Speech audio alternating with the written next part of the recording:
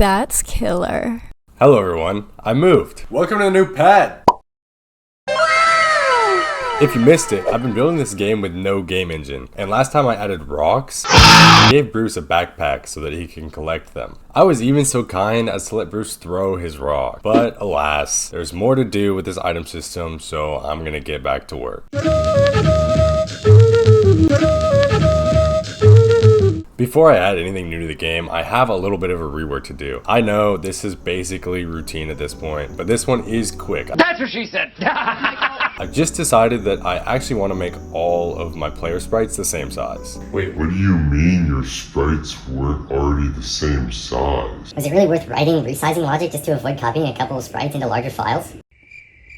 Anyway, all of my sprites are 50 pixels wide and 60 pixels tall now, which makes things less complicated and is really going to help me out because I'm about to increase my number of player sprites by 300%. This was actually extra nice because it allowed me to completely remove all of the resizing logic in both the player sprite and the player hitbox. Nice. It's still important that I resize the hitbox, but I've just decided that instead of calculating based on the player state, I'm just going to pull the hitbox dimensions straight from the active animation. Conveniently, this also means that I'll be able to change the player's hitbox during intermediate animations, which will no doubt be useful. And now that I've done all of that, the game looks exactly the same as it did before. Progress, baby. Item system, item system. First thing to mention, I have no intention of capping the number of items Bruce can keep in his backpack. But inventory space is already uncapped, so you don't have to change any for that. Why'd you bring it up? Great point, supremely intelligent and highly engaged viewer. But see, inventory space is relevant. This doesn't really look like the type of backpack that can hold that many items. And for that matter, Bruce doesn't really look like the type of guy that can hold that many items. You see where this is going?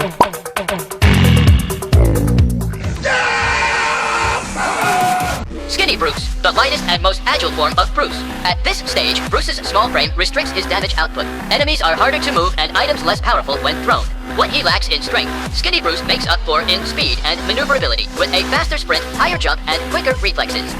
Normal Bruce, the standard form of Bruce. At this stage, Bruce's added weight reduces some of his high-octane movement, but generates higher attack potency. Normal Bruce's balance of both speed and power allows for a fast sprint speed and high jump, but also worthwhile damage output, maintaining all baseline stats.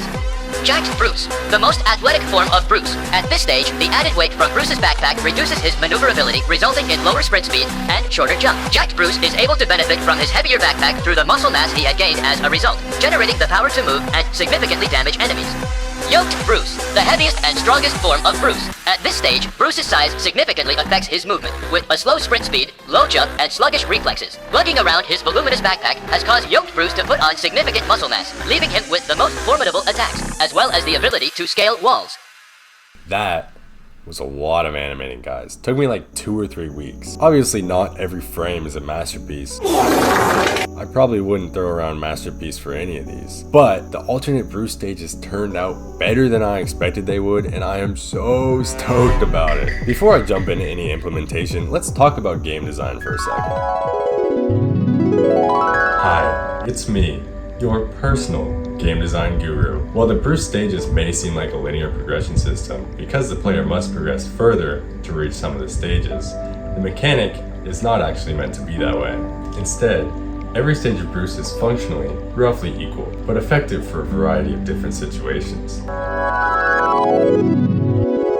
So now that we're all on the same page about what's actually being implemented, let's implement it. Presently, I'm not actually keeping track of the weight of the backpack. Luckily for me though, this is super easy to do if I just keep track of a variable and add or subtract from it every time an item is picked up or thrown by Bruce, using the weight of that item of course. And then all I need is a method that calculates the Bruce stage based on that weight that I'm keeping track of. Inside that method, I'll also change around all the stats that affect how Bruce moves. This is also super easy because I'm already keeping track of things like sprint speed and jump height in instance variables. So I don't actually need to add any logic at all to my abilities. I can just change these values depending on the Bruce stage and it will all automatically fall in line. With one exception. I decided that Yoked Bruce should be able to climb walls. Because it's sick and also because he can't jump that high, so I feel like he deserves to climb walls to make up for it. For animation, because I have the same exact set of animations for every Bruce stage, I can make things easy on myself here as well by just naming every animation the exact same thing across stages and then swapping in the name of the Bruce stage at the beginning. And like magic, I get the right animation every time without needing to add any logic to differentiate between stages at all. I set the threshold for changing stages super low just for testing purposes. In the final product, they will be much further apart. Oh yeah, I also cleaned up the hitboxes for different Bruce stages. Okay, that's how we get the Bruce stage system into the game, but there's still more to do. Possibly the most important and time-consuming task for getting the Bruce stage system proper is setting all the attack boxes. This is the only thing that I can't control with instance variables, so I will be employing the humble switch statement so I can set all my attack boxes separately. Because I changed the size of all my animations, my attack boxes were in the wrong spots anyway. Nothing new is going on here. I just have to go through each attack for each stage and set the timing, the damage, and the knockback. All the attacks are similar between stages, but notably, originally, the normal light attacks, that's the jab and the flying kick, I had Bruce throwing them in bursts of 3, and I kept it that way for normal Bruce. But for Skinny Bruce and Yoked Bruce, I changed them to come continuously, and for Jacked Bruce, I gave him bursts of 2. Also, the last jab in a burst does more damage and knockback than the ones preceding it, which is pretty cool, guys. While we're on the topic of knockback, I remade my knockback system. Liar! Well, I guess I didn't really remake it, I just changed one crucial calculation that happens to be the most essential part of the entire thing. When I made the attack system, I gave every attack a weight value. Weight value. And I used that value to determine the amount of knockback to apply. Makes sense, right? Well, what I was doing was dividing the attack weight by the effected's weight and then multiplying that by the directional values. Okay. The specifics are not that important. What is important though is that heavier enemies receive less knockback than lighter ones. This is good. We want this. The issue is the relationship is linear. So there was a big difference in knockback for enemies that were not that far apart in weight.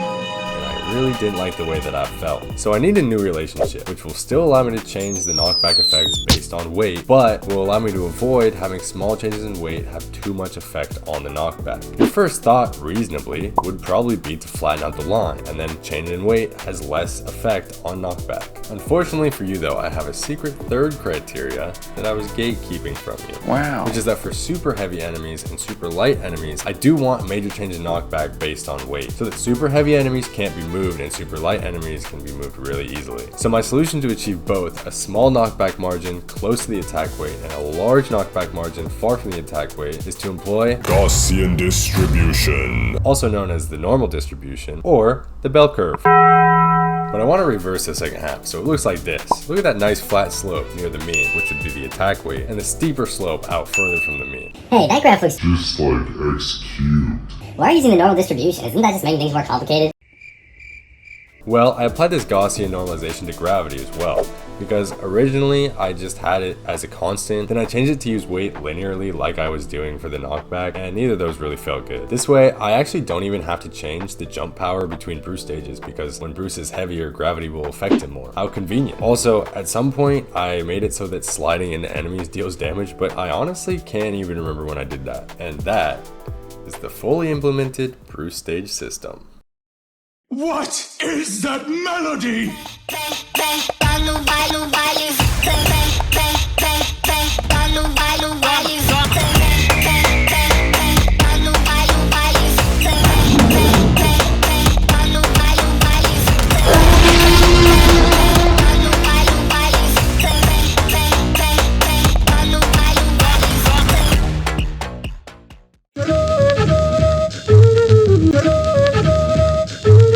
So we're letting the player customize their playthrough experience by changing the physical abilities of Bruce, right? Well, just changing the Bruce stage doesn't actually change that much about the character. All of the attacks and abilities are still the same. I think we're missing a crucial part of the loadout, which is the actual loadout. I'm talking about equippable items. Equippable items that come with their own abilities. But let's just focus on equipping them first. There's gonna be 3 types of equippable items: hats, gloves, and boots. And each of these will need their own class. But I can actually steal a lot of stuff from my basic item class that I made last last time, so let's do another restructure. Everything that I want to keep from the basic item class will go in the all-encompassing item class, which has the children, basic item, and wearable item. Wearable item will then have the 3 children, hat item, gloves item, and boots item. Outside of the item class tree, I also made an item piece class, which is just for storing sprites. And that's everything we're going to need for the equippable item system, so let's talk about how it works. Each type of item class is going to keep track of item pieces. The hat item will keep track of 1 for the hat, and the gloves and boots items will keep track of 2, the right one and the left one. The sprites need to be stored separately in the item piece class because I need to be able to store 2 different locations for sprites simultaneously.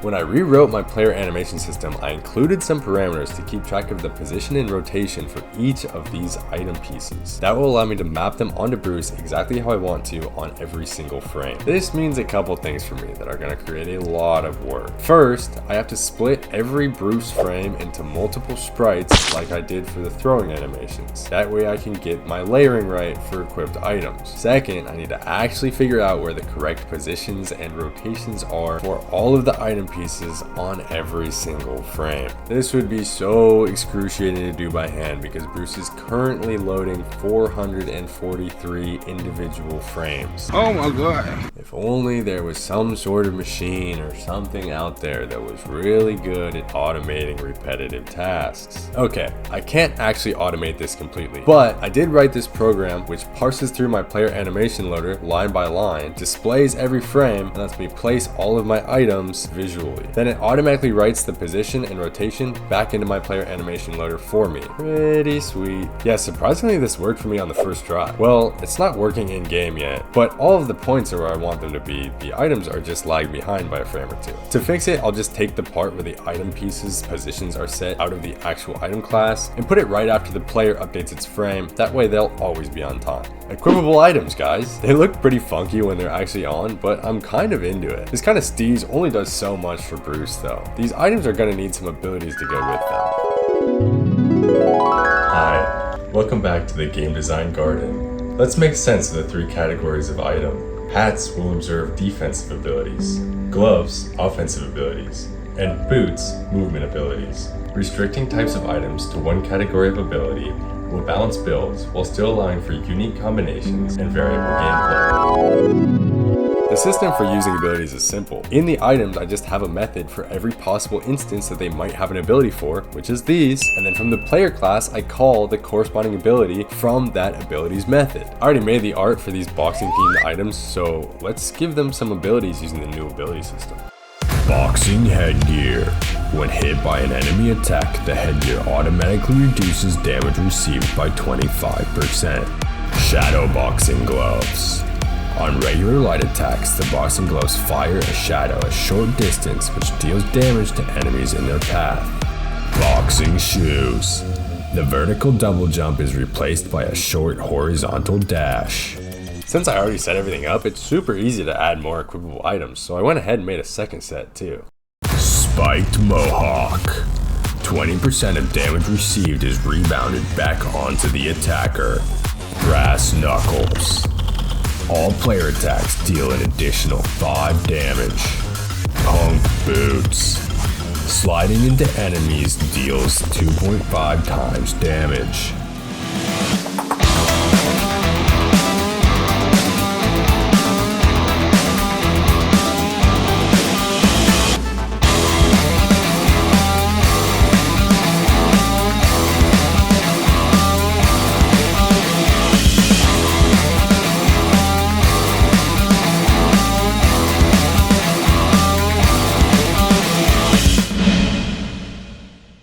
Wow, that was super sick. And also, you're super awesome. I sure am glad that I stayed for that whole video. But you never mentioned how the player can unequip items. Oh yeah, items can be unequipped. 100p, don't worry about it. Big time shout out to everyone who has subscribed to the channel. We're currently at 475 subscribers. You know what that means. 475 milliseconds of subscriber dance party starting right now. If you're not subscribed, make sure to subscribe so you can claim your very own millisecond in the next subscriber dance party and stay up to date on the project. While you're at it, drop a like on the video too. This bland environment is really getting to me, so I think it's about time I finally did something about it. But until then, I'll see you next time.